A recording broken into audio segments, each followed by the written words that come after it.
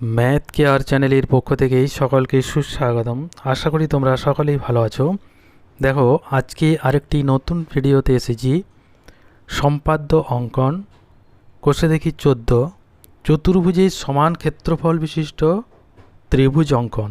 এই অধ্যায়ের আজকে 7 দাগের অঙ্কনটি সুন্দর এবং সহজ সরল পদ্ধতিতে করে দেখাবো। তাই তোমাদেরকে অনুরোধ, ভিডিওটি প্রথম থেকে শেষ পর্যন্ত মনোযোগ সহকারে দেখে বোঝার চেষ্টা করবে। যদি কোনো সমস্যা থাকে তাহলে অবশ্যই কমেন্ট করে জানাবে, আমি তার উত্তর অবশ্যই দেব। এবং চ্যানেলটিতে নতুন হয়ে থাকলে সাবস্ক্রাইব করে পাশে থাকবে এবং বেল আইকনটি দাবিয়ে নোটিফিকেশান অল করে রাখবে, যাতে করে পরের কোনো ভিডিও আপলোড করলে সবার আগে সবার প্রথম তোমার কাছে নোটিফিকেশান চলে যায়। আর যারা আগের থেকেই চ্যানেলটিকে সাবস্ক্রাইব করে রেখেছো তাদেরকে অসংখ্য অসংখ্য ধন্যবাদ। তো চলো শুরু করা যাক আজকের ভিডিও। 7 দাগের অঙ্কনটি কি বলা আছে প্রথমে দেখে নেব। একটি চতুর্ভুজ এবিসিডি আঁকি, যার এবি বাহুর উপর এডি ও বিসি লম্ব। তাহলে এবিটি ভূমি, এই ভূমির উপর দুটি লম্ব এডি এবং বিসি, এবং এবি সমান 5 সেমি, এডি সমান 7 সেমি ও বিসি সমান 4 সেমি। এই চতুর্ভুজের সমান ক্ষেত্রফল বিশিষ্ট একটি ত্রিভুজ অঙ্কন করি, যার একটি কোণ 30 ডিগ্রি। তাহলে প্রথমে এই চতুর্ভুজটি অঙ্কন করব। যে চতুর্ভুজটি নির্দিষ্ট করে দেওয়া আছে সেই চতুর্ভুজটি অঙ্কন করব। এই চতুর্ভুজের সমান ক্ষেত্রফল বিশিষ্ট যে কোনো ত্রিভুজ আমরা অঙ্কন করতে জানি, কিন্তু চতুর্ভুজের সমান ক্ষেত্রফল বিশিষ্ট ত্রিভুজ অঙ্কন করতে হবে যে ত্রিভুজের একটি কোণ নির্দিষ্ট করে দেওয়া আছে, এই রকম অঙ্কন কিন্তু এখানে নেই। তাই প্রথমেই চতুর্ভুজটির সমান ক্ষেত্রফল বিশিষ্ট যে কোনো ত্রিভুজ অঙ্কন করব। সেই ত্রিভুজের একই ভূমি এবং একই সমান্তরাল যুগলের মধ্যে অবস্থিত দুটি ত্রিভুজ, তাদের ক্ষেত্রফল সমান হয়, সেই ত্রিভুজটি অঙ্কন করব, যার একটি কোণ নির্দিষ্ট 30 ডিগ্রি দেওয়া আছে। তাই এখানে দেখো সংকেত একটি দেওয়া আছে, এবিসিডি চতুর্ভুজের সমান ক্ষেত্রফল বিশিষ্ট একটি ত্রিভুজ এ বি কিউ আঁকলাম, সেইভাবে অঙ্কন করব। তারপর ত্রিভুজ এ বি কিউ এর বি কিউকে ভূমি ধরে একই ভূমি ও একই সমান্তরাল যুগলের মধ্যে আরও একটি ত্রিভুজ আঁকলাম, যার একটি কোণ 30 ডিগ্রি। তাহলে এই ছবিটি অঙ্কন করার পূর্বে আমি একটি খসড়া অর্থাৎ পেন দিয়ে খাতাতে খসড়া অঙ্কন করব। এটা আমার অঙ্কনের সুবিধার জন্য। এই অঙ্কনটি যে পরীক্ষার সময় করতেই হবে তার কোনো নির্দিষ্ট নিয়ম নেই, তবে এই অঙ্কনটি করলে পরীক্ষার সময় সুবিধা কী আছে, আঁকার ক্ষেত্রে কোনো ভুল ভ্রান্তি হওয়ার চান্স কম। তাই এই ছবিটি, খসড়া ছবিটি আঁকার পর ছবিটি সুন্দরভাবে স্কেল, কম্পাস এবং লেড পেন্সিলের সাহায্যে সুন্দরভাবে আঁকব। এই খসড়া ছবিটি যদি পরীক্ষার আগে করার সময় পাওয়া যায়, তাহলে অবশ্যই খসড়াটি একটু ছোট করে পাশে বা উপরে বা নিচে অঙ্কন করে নিলে তোমার সেই অঙ্কনটি পরিষ্কার পরিচ্ছন্নভাবে হয়ে যাবে। দেখো, যেমনভাবে কোনো একটি বাড়ি তৈরি করতে গেলে ইঞ্জিনিয়ার একটি প্ল্যান এস্টিমেট করে, অর্থাৎ প্ল্যান মতো পরে বাড়িটি তৈরি হবে, একইভাবে এখানে সম্পাদ্যটি অঙ্কন করার পূর্বেই আমি সেই প্ল্যান একটি তৈরি করছি, সেটিকে আমি বলছি খসড়া, এবং সেটি পেন দিয়ে প্রথমে অঙ্কন করব। তাহলে প্রথমেই বলেছে যে এবিসিডি চতুর্ভুজ আঁকি, যার এবি বাহুর উপর এডি এবং বিসি লম্ব। তাহলে চতুর্ভুজটি এ বি সি ডি হবে। এবি বাহুর উপর, এবি বাহু যদি এটি হয় তাহলে প্রথমে এবি বাহু অঙ্কন করলাম। এবি বাহুর উপর এডি এবং বিসি লম্ব, তাহলে এখানে লম্ব অঙ্কন করতে হবে এডি এবং এখানে লম্ব অঙ্কন করতে হবে বিসি। এই লম্ব অঙ্কন করার পদ্ধতি আমরা জানি, এইভাবে অঙ্কন করতে হয়। এখানেও ঠিক একইভাবে লম্ব অঙ্কন করব। ঠিক আছে, এই লম্ব অঙ্কন করার পর এডির মাপ দেওয়া আছে 7 সেমি, তাহলে এটি হবে 7 সেমি। 7 সেমি মাপের এখান থেকে কেটে নেব। এবং বিসি দেওয়া আছে 4 সেমি, তাহলে বিসি 4 সেমি মাপের এখান থেকে কেটে নিলাম। এরপর আর এবি বাহুর মাপ 5 সেমি দেওয়া ছিল সেটি প্রথমেই 5 সেমি এঁকে নেব, এখান থেকে কেটে নেব। এইবার ডি এবং সি যোগ করে দিলে এইরকম চতুর্ভুজটি পেয়ে যাব। এই চতুর্ভুজের সমান ক্ষেত্রফল বিশিষ্ট ত্রিভুজটি অঙ্কন করব। তাহলে এই চতুর্ভুজের সমান ক্ষেত্রফল বিশিষ্ট ত্রিভুজ অঙ্কন করলে আমরা জানি এই কর্ণ যোগ করলাম, এই কর্ণের সমান্তরাল সরলরেখা এখানে অঙ্কন করতে হবে এইভাবে। সেখানে এখানে বসিয়ে একটি বৃত্তচাপ, এখানে বসিয়ে আরেকটি বৃত্তচাপ, তারা পরস্পরকে যে বিন্দু ছেদ করবে এটি যোগ করে দিতে হয়। এইভাবে সমান্তরাল অঙ্কন করলাম। এবি বাহুটিকে এদিকে বর্ধিত করব, যেখানে ছেদ করবে সেইখানে আরেকটি নাম দিয়ে দিলাম, এ বি সি ডি আছে, আমি ডি নাম দিয়ে দিলাম। এবার ডি এবং ই যোগ করে দিলাম। এই যে এ ডি ই এই ত্রিভুজটি হচ্ছে এ বি সি ডি চতুর্ভুজের সমান ক্ষেত্রফল বিশিষ্ট ত্রিভুজ। এইবার যে ত্রিভুজটি অঙ্কন করতে বলেছে তার একটি নির্দিষ্ট কোণ 30 ডিগ্রি দেওয়া আছে, তাই এ ডি এ ই এই ত্রিভুজের একই ভূমি এবং একই সমান্তরাল যুগলের মধ্যে আরেকটি ত্রিভুজ অঙ্কন করব যার একটি কোণ 30 ডিগ্রি। সেটি কীভাবে অঙ্কন করব? এই এ ই এর সমান্তরাল সরলরেখা ডি বিন্দু দিয়ে অঙ্কন করব। ডি বিন্দু দিয়ে অঙ্কন করলে ডি বিন্দুতে প্রথমে কম্পাস বসিয়ে এ ই এর মাপ নিয়ে এখানে বসিয়ে এখানে বৃত্তচাপ, আবার ই বিন্দুতে বসিয়ে ডি এর মাপ নিয়ে এইখানে আরেকটি বৃত্তচাপ, এই দুটি যোগ করে দিলে এ ই সমান্তরাল সরলরেখা পেয়ে গেলাম। এইখানে একটি ত্রিভুজ অঙ্কন করব যার একটি কোণ 30 ডিগ্রি। তাহলে 30 ডিগ্রি কোণ প্রথমে চাঁদার সাহায্যে একটি এঁকে রাখবো। এই 30 ডিগ্রির কোণের সমান করে এখানে 30 ডিগ্রি কোণ অঙ্কন করে নেব। আমরা জানি সমান কোণ অঙ্কন করলে এভাবে এখান থেকে যে কোনো মাপে বৃত্তচাপ, তারপরে এখান থেকে এই কোণের সমান করে এইখানে কেটে নিলাম, দিয়ে যোগ করে এটি বর্ধিত করলাম, যেখানে ছেদ করবে। তাহলে এই যে ত্রিভুজটি হবে এইটি তার একটি কোণ 30 ডিগ্রি পেয়ে গেলাম। এ ই আছে, এখানে আমি যদি এফ নাম দিয়ে দিই তাহলে এ ই এফ, এই যে ত্রিভুজ ই বিন্দু যোগ করে দিলাম এ ই এফ, এই ত্রিভুজ এবং এ ডি ই এই দুটি ত্রিভুজের ক্ষেত্রফল সমান এবং তাদের ভূমি একই, একটি কোণ 30 ডিগ্রি। তাহলে এবিসিডি চতুর্ভুজের সমান ক্ষেত্রফল বিশিষ্ট ত্রিভুজ পেলাম যার একটি কোণ 30 ডিগ্রি। সেই ত্রিভুজটি হচ্ছে এ ই এফ। এই ছবিটি সম্পূর্ণভাবে স্কেল, কম্পাস এবং লেড পেন্সিলের সাহায্যে অঙ্কন করব।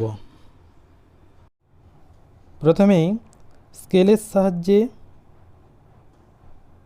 এ বি সমান 5 সেমি সরলরেখা অঙ্কন করব। তারপর এডি সমান 7 সেমি, এডি সমান 7 সেমি সরলরেখা অঙ্কন করলাম। তাহলে এটি প্রথমেরটি এ বি সমান 5 সেমি, যেটি চতুর্ভুজের একটি বাহু। এ ডি সেটি আরও একটি বাহু যার দৈর্ঘ্য 7 সেমি, এবং বিসি সমান 4 সেমি আরও একটি বাহু অঙ্কন করলাম স্কেলের সাহায্যে। 4 সেমি এটি বিসি। এবার চাঁদার সাহায্যে 30 ডিগ্রি একটি কোণ অঙ্কন করে রাখবো, যেটি ত্রিভুজের একটি কোণ। চাঁদার সাহায্যে 30 ডিগ্রি কোণ একটি অঙ্কন করে রাখব। তাহলে দেখো, চাঁদার সাহায্যে চাঁদার বিন্দু এবং চাঁদার লাইনের সঙ্গে বসিয়ে 0 ডিগ্রিতে বসিয়ে দিতে হবে, তারপর 30 ডিগ্রির সমান করে কোণটি অঙ্কন করে নেব। এই কোণ অঙ্কন আমরা আগেই শিখেছি, তাই কোণ অঙ্কনটি সহজেই করে নিলাম। ঠিক আছে, এটি 30 ডিগ্রি কোণ অঙ্কন করে রাখলাম। এটি ত্রিভুজটি অঙ্কনের সময় আমার দরকার হবে। এরপর চতুর্ভুজটি অঙ্কন করতে হবে। চতুর্ভুজ অঙ্কনের জন্য প্রথমে একটি যে কোনো মাপের সরলরেখা অঙ্কন করব যেটি এ বি বাহু অপেক্ষা বড় হয়।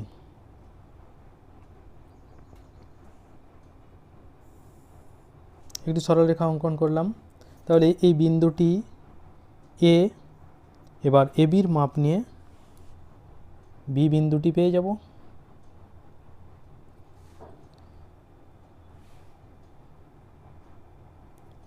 পেয়ে গেলাম, এটি হচ্ছে বি বিন্দু।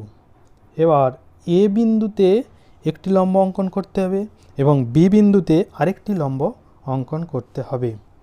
এ বিন্দুতে প্রথমে লম্ব অঙ্কন করব, যে কোনো মাপের বৃত্তচাপ। এই একই মাপ নিয়ে প্রথমে এই বিন্দুতে বসাবো,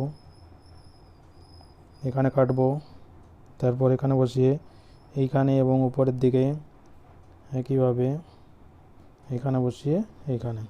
এবার এটি যোগ করে দিলে লম্বটি পেয়ে যাব। এই লম্বটিকে আমরা একটু উপরের দিকে বাড়িয়ে দেব, তাহলে এই সরলরেখাটি পেয়ে যাব। এ বিন্দুতে লম্ব হলো। একইভাবে এবার বি বিন্দুতে আরেকটি লম্ব অঙ্কন করব। বি বিন্দুতে যদি লম্ব অঙ্কন করি, যে কোনো মাপের বৃত্তচাপ, একইভাবে প্রথমে এখানে বসিয়ে একটি বৃত্তচাপ, আবার ঠিক পরের পর এইখানে একটি বৃত্তচাপ এবং উপরের দিকে আরেকটি বৃত্তচাপ, এইখানে বসিয়ে আরও একটি বৃত্তচাপ। এই দুটি যোগ করে দিলে আরেকটি লম্ব, সেটি বি বিন্দুতে পেয়ে যাব। তাহলে বি বিন্দুতে আরও একটি লম্ব অঙ্কন করে দিলাম। এবার এডি সমান 7 সেমি, যেটি প্রথমে এঁকে রেখেছিলাম, এডির মাপ নিয়ে নিলাম।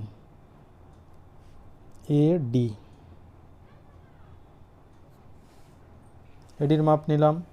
এই এডির মাপ নিয়ে এখান থেকে কেটে নেব, তাহলে এটি হয়ে গেল ডি বিন্দু। একইভাবে এবার বিসি, তাহলে বি বিন্দু থেকে বিসির মাপ নিয়ে কেটে নেব।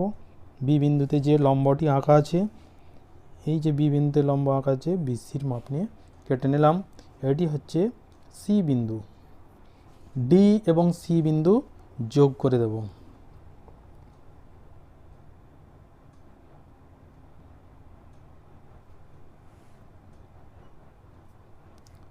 ডি এবং সি বিন্দু যোগ করে দিলে এ বি সি ডি চতুর্ভুজটি পেয়ে গেলাম। এবার এবিসিডি চতুর্ভুজের সমান ক্ষেত্রফল বিশিষ্ট ত্রিভুজ অঙ্কন করব, যার জন্য প্রথমেই ডিবি কর্ণটি যোগ করে দেব।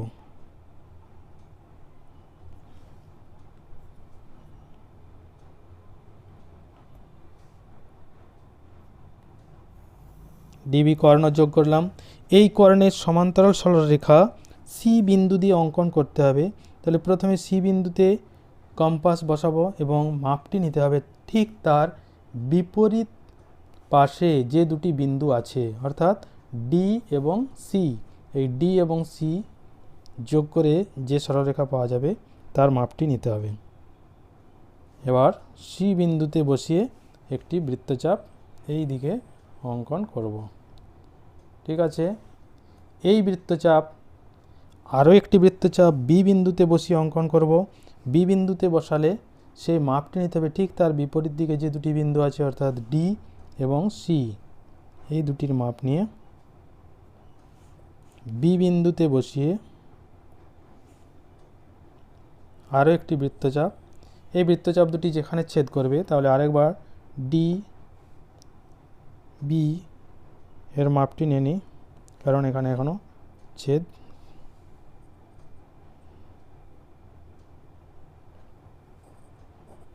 যেখানে ছেদ করেছে এই ছেদ বিন্দুর সাথে সি বিন্দু যোগ করে দেব।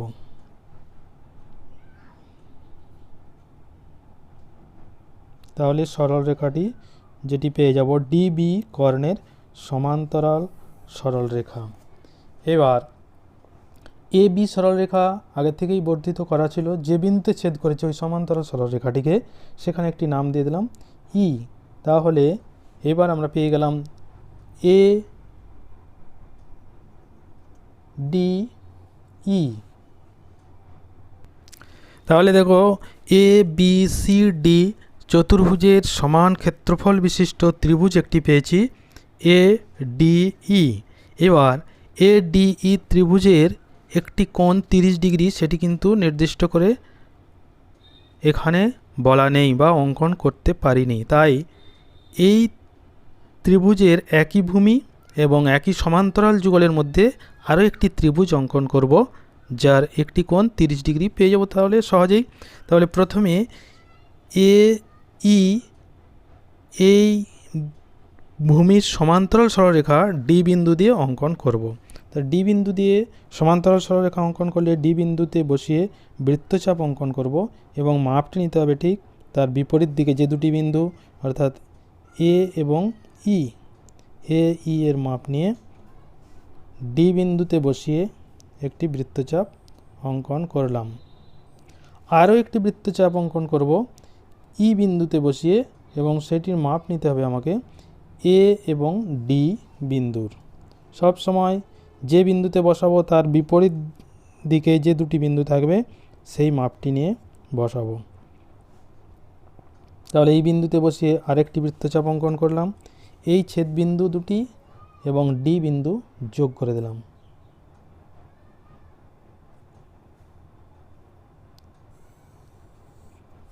তাহলে এ ই সরলরেখার সমান্তরাল সরলরেখা পেয়ে গেলাম। এইবার এ বিন্দুতে 30 ডিগ্রি কোণের সমান করে কোণ অঙ্কন করে নেব। 30 ডিগ্রি কোণের সমান করে কোণ অঙ্কন করলে যে কোনো মাপের বৃত্তচাপ অঙ্কন করলাম। এ বিন্দুতে বসিয়ে যে কোনো মাপের বৃত্তচাপ এঁকে নিলাম, তারপর কোণের সমান করে অর্থাৎ 30 ডিগ্রি কোণের সমান করে এই কোণটি অঙ্কন করতে হবে। 30 ডিগ্রি কোণের সমান করে এখানে কোণটি এঁকে নিলাম। এবার এটি যোগ করে দেব এবং যোগ করে এটিকে বাড়িয়ে দেব।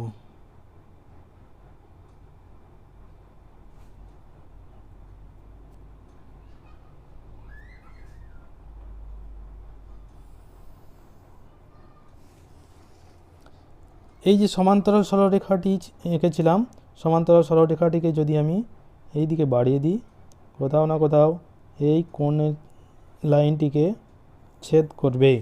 এইখানে ছেদ করেছে, এই ছেদ বিন্দু এবং ই বিন্দু যোগ করে দেব।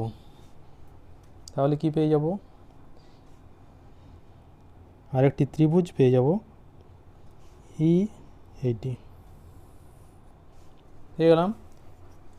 এই বিন্দুটি যদি আমি নাম দিয়ে দিই এফ, তাহলে এ ই এফ ত্রিভুজ এবং এ ডি ই ত্রিভুজ একই ভূমি এবং একই সমান্তরাল যুগল এ ই এবং ডি এফ এর মধ্যে অবস্থিত, তাই তাদের ক্ষেত্রফল সমান।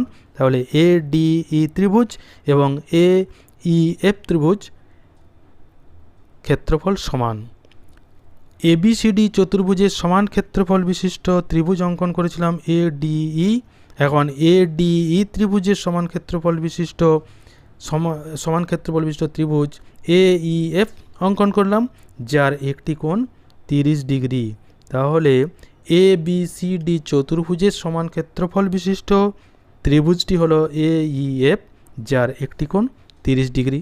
এইটি আমি এখানে সুন্দরভাবে লিখে দেব। তাহলে পেয়ে গেলাম এবিসিডি চতুর্ভুজের সমান ক্ষেত্রফল বিশিষ্ট এ বি সি ডি চতুর্ভুজের সমান ক্ষেত্রফল বিশিষ্ট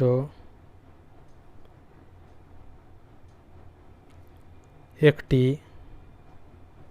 ত্রিভুজ হলো এ ই এফ ত্রিভুজ, যার একটি কোণ 30 ডিগ্রি। তাহলে সুন্দর সহজ সরল পদ্ধতিতে অঙ্কনটি হয়ে গেল। ভিডিওটি প্রথম থেকে শেষ পর্যন্ত দেখার জন্য সকলকে অসংখ্য ধন্যবাদ। সবাই ভালো থাকবে এবং সুস্থ থাকবে।